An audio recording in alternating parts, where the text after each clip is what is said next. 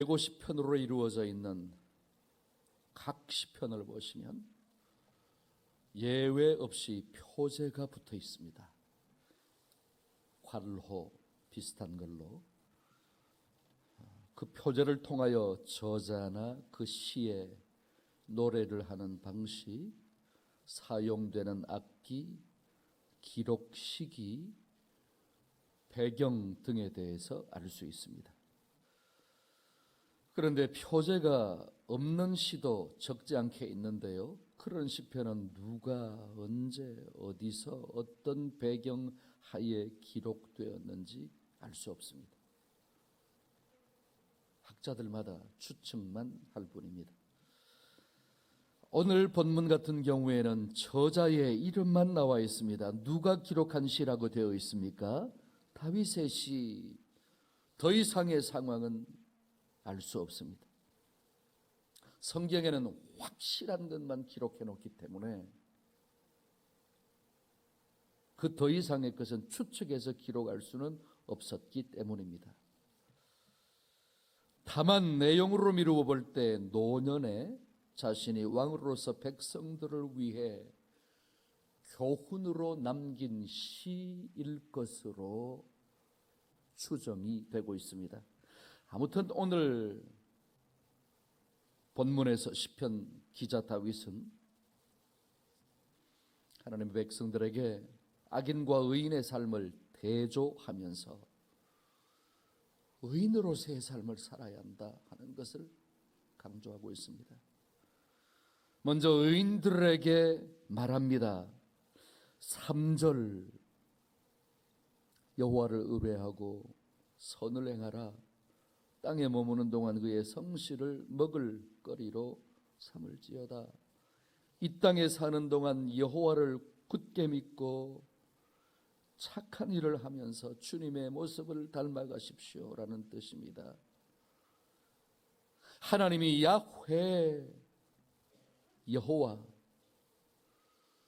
영원부터 스스로 계시면서 천지를 창조하시고 인류 역사를 주관하시며 사람의 생과 화와 복을 주장하시는 이심을 굳게 믿고 어떤 경우에도 착한 일, 선한 일을 하면서 그분의 모습을 닮아가라는 것입니다.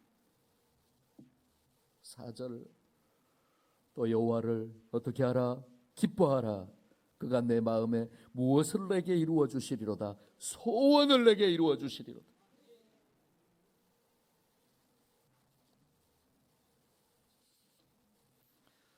여호와를 생각하면서 즐거워하라는 것입니다. 그러면 주님께서 여러분의 무엇을 들어주실 것이라고요? 소원. 단어만 봐도, 듣기만 해도, 입으로 표현만 해도 왜 이래 좋습니까? 소원. 사랑하는 기도하러 쌀쌀한 이 새벽 주의 존전에 올라오신 성도 여러분, 여러분의 소원이 무엇입니까? 2019년 새일의 특별 새벽 기도의 기간, 오늘까지 참석하시면서 하나님께 부르짖어 기도하고 계신 기도 제목 1호가 무엇입니까? 하나님이 네 소원 한 가지만 말해봐라 하고 물어보신다면 뭐라고 말씀하시겠습니까? 아니, 한 가지는 양이 안 찰 수 있으니 한 가지만 더 말해봐라 말씀하신다면, 하나님은 보너스 정도가 아니라 보너스까지도 주시는 것을 좋아하시는 분이시니 한 가지만 더해서 3가지만 말해보라 하면 무엇을 말씀하시겠습니까? 준비되셨습니까?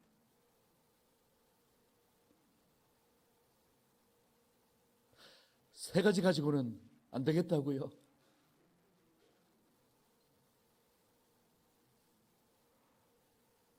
욕심 너무 부리지 마세요.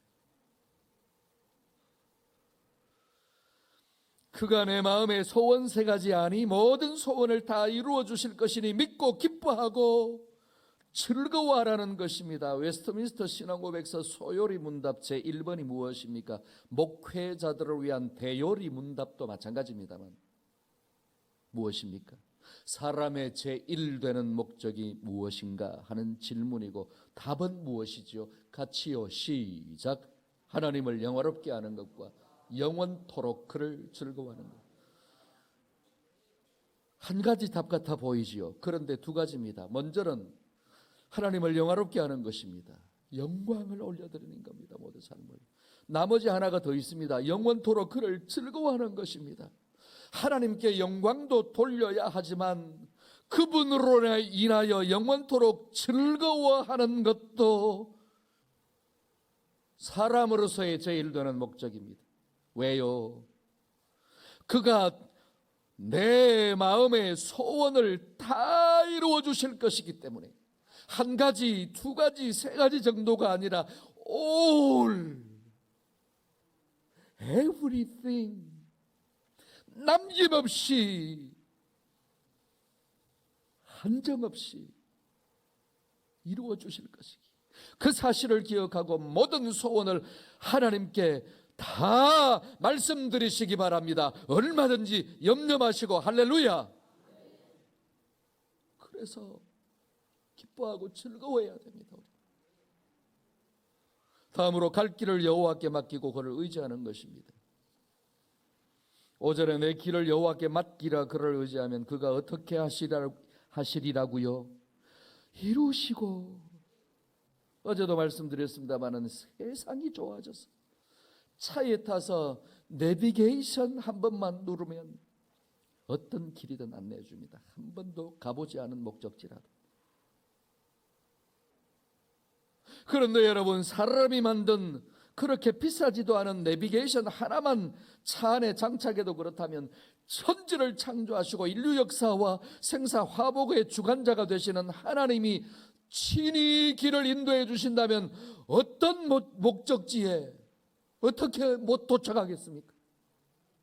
그 몇만 원짜리, 십몇만 원짜리 내비게이션만 하나 달아놔도 길을 다 찾아가는데. 6절 함께 보십니다. 시작. 내 의를 빛같이 나타내시며 내 공의를 정오의 빛같이, 가는 길을 빛같이, 그것도 정오 맑은 날 낮 12시의 빛같이 밝게 해 주신다는 것입니다. 할렐루야. 이 어두운 세상에서, 이 캄캄한 세상에서 빛도 그냥 빛이 아니고 정오의 빛같이. 다음으로 그 사실을 기억하고 여호와 앞에 잠잠하고 참고 기다리라고 말하고 있습니다. 잠잠히 주님을 바라보고 주님만을 애타게 찾으라는 것입니다. 어떻게 하면서요? 가는 길이 언제나 평탄하다고 자랑하는 자들과 악한 계획도 언제나 이룰 수 있다는 자들 때문에 마음 상해하지 말고 일가 친지들 가운데, 형제들 가운데, 아니면 이웃들 가운데, 교회에 와서는 교회 성도들 가운데 내가 가는 길은 언제나 평탄해, 악한 계획도 언제나 이룰 수 있어 하는 자들 때문에 마음 상해하지 마라. 다음으로 8절 함께 읽겠습니다. 시작. 분을 그치고 노를 버리며 불평하지 말라. 오히려 악을 만들 뿐이래. 의인으로서의 살아야 할 중요한 덕목이니 화내지 말고 격분을 가라앉히고 불평하지 말라는 것입니다. 왜요? 그러면 자신에게 어떻게 할 뿐이기 때문에 해로울 뿐이기 때문에. 여러분, 화내고 격분하고 불평한다고 안 될 일이 되거나 될 일이 안 되는 거 보셨습니까? 화내고 큰 소리치고 격분하고 불평한다고 안 될 일이 되거나 안 될 일이 되는 것 보셨어요? 그렇게 한다고 혹시 상대방이 바뀌는 것 보신 적 있으신가요? 잘 생각해 보십시오. 화내고 격분하고 불평한다고 상대방이 바뀌는 것 보신 적 있으십니까?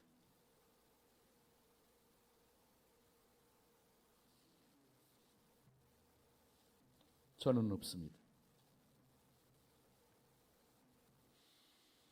가정에서나 교회에서나 사회에서나 그렇게 하면 관계만 나빠지고 자신의 이미지만 더러워지고 가족이나 공동체 그리고 자신에게도 손해만 찾아올 뿐입니다. 이번 주간 아니고 그 전 주간 아니면 그 전 주간인데 집사람에게 화를 내고 일주일간 죽을 뻔했습니다. 괴로워서.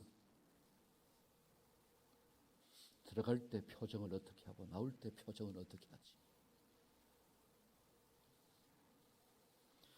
분내고 노하고 불평하면 오히려 악을 만들어낼 뿐입니다. 그리고 자신에게 해로울 뿐 아니라 가족 모두 그리고 그가 사역하는 현장에까지도 영향을 미치죠. 그래서 분을 그치고 노를 버리며 불평하지 말라고 말한 것입니다. 다윗 왕이 백성들에게 그러면 나라까지도 불행해지니까 그런 가정이 모이면 또 그런 가정이 또 있으면 그런 나라가 불행해지니까 그래서 분을 그치고 노를 버리며 불평하지 말라고 말한 것입니다. 제발 불평하지 말라고.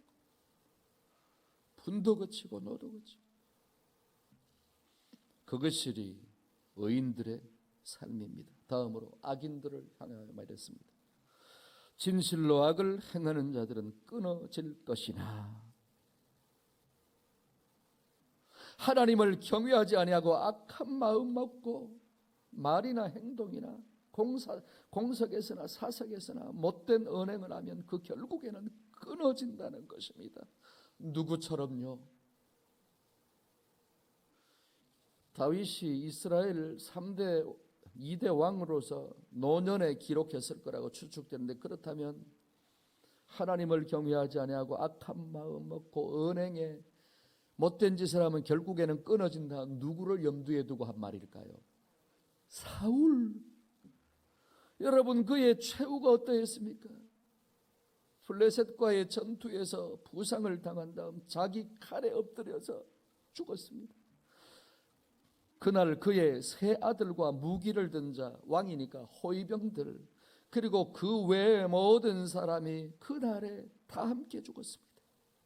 그 상황을 똑똑히 목격했기 때문에 다윗이 진실로 악을 행하는 자들은 끊어질 것이라고 악한 자가 되어서는 안 된다고 간곡하게 부탁을 한 것입니다. 온 백성들을 향하여. 2절도 같은 뜻입니다. 그들은 풀과 같이 속히 배임을 당할 것이며 푸른 채소같이 쇠잔할 것이며 들어있는 꽃들 아무리 때깔이 고와도 10만이나 또 아니면 산 지나가는 사람이나 관리하는 사람들이 한 번만 쳐버리면 날아가고 그리고 아무리 싱싱한 채소라 할지라도 손으로 뜯거나 며칠만 비가 안 와버려도 시들어버리고 말라버립니다.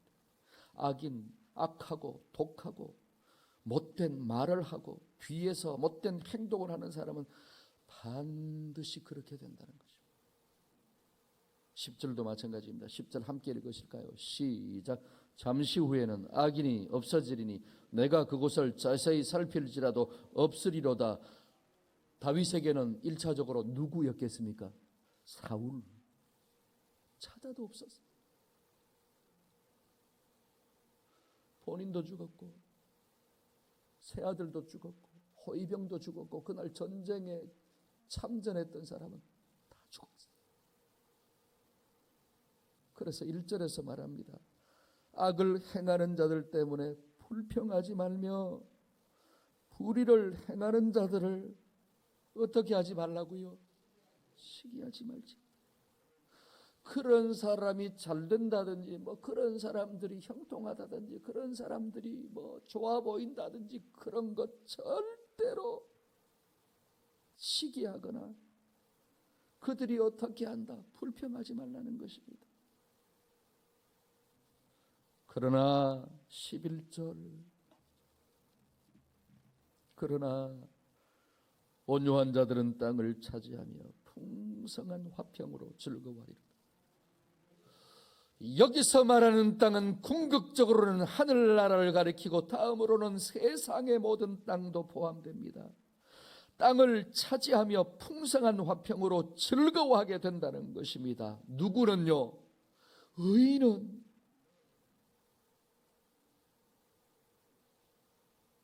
하나님을 바라보고 오늘 하신 이 말씀대로 살면 행복을 누리며 살게 된다는 것입니다. 정말 진짜 몹시 엄청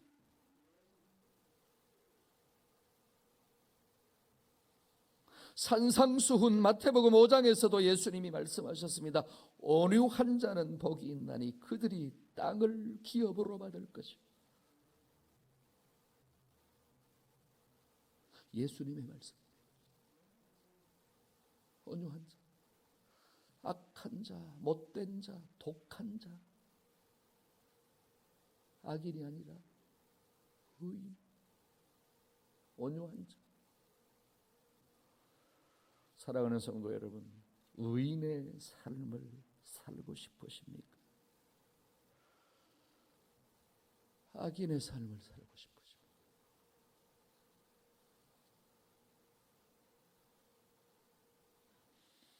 다윗을 통하여 이스라엘 백성들에게 하셨던 말씀이 오늘 이 새벽 저와 여러분에게 주시는 말씀인 줄로 알고 부디 악인이 아니라 의인의 삶을 사심으로 모든 소원이 성취되고 이 땅에 사는 날 동안에도 기쁘고 즐겁고 행복한 삶을 살며